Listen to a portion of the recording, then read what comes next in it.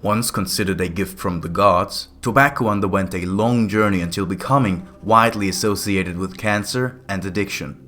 But few people know that throughout its history, tobacco enabled the existence of nations and has almost been the cause of war. And it all comes back to Mexico.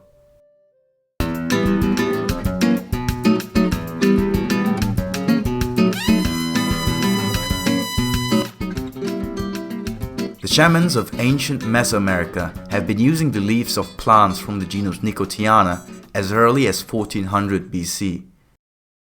When the leaves were smoked through a pipe, it was believed that the smoke would carry one's thoughts and prayers to the gods. From Mexico, the tobacco plants were introduced to the countries of North and South America. The tradition of tobacco smoking was especially nurtured by the Native Americans north of Mexico, where tobacco became a social drug smoked not only at religious ceremonies or as a medicine, but also to seal a treaty or agreement. During the European age of exploration, various seafarers have come in contact with tobacco-smoking Native Americans. The earliest contacts occurred during the 16th century on Cuba, where Spanish and Portuguese sailors traded with the Taino Indians. It was the Taino who first used the word tobago, which was adopted in English later as tobacco. Tobacco quickly became one of the most traded resources by the Indians, partially because of its purported health effects. At the time, tobacco was widely believed to open up the pores and preserve the body from aging. The Spanish and Portuguese quickly grew it on their own territory and spread it out around the world. They even held the monopoly on tobacco, until the 1620s, that is. Inspired by the Portuguese and Spanish examples, the Dutch and British were quick to found their own colonies in the Americas. One of the most notable English colonies was Jamestown. Founded in 1607 in modern-day Virginia, the colonists quickly realized that they would not find the gold and silver they had hoped to find. In desperation, John Rolfe started growing tobacco as a cash crop in 1610. This Virginia tobacco was easier to smoke than the thick tobacco which was previously grown in Europe. The craze around this Virginia blend of tobacco took off, and as a consequence, the amount of tobacco exported from Virginia alone grew from 20,000 pounds in 1609 to £500,000 in 1627, securing the colonists' future.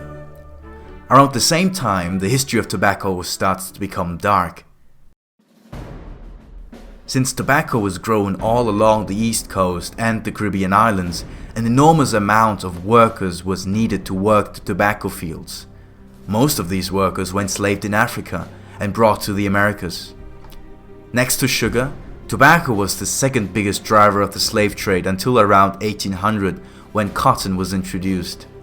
Up until the late 19th century, until the invention of the cigarette, tobacco was predominantly smoked through a pipe or puffed with a cigar. The cigarette, as well as the possibility to automatically produce cigarettes, made them the preferred method of smoking tobacco in the 20th century.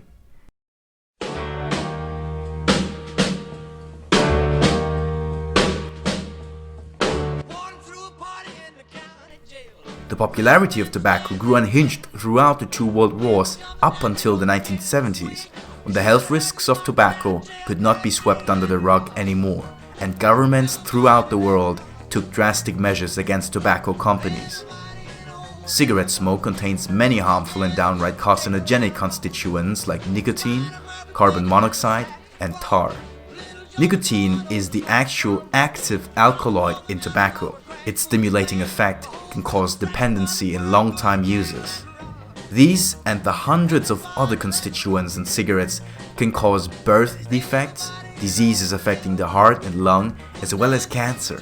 However, these adverse health effects were known for far longer than the 1970s.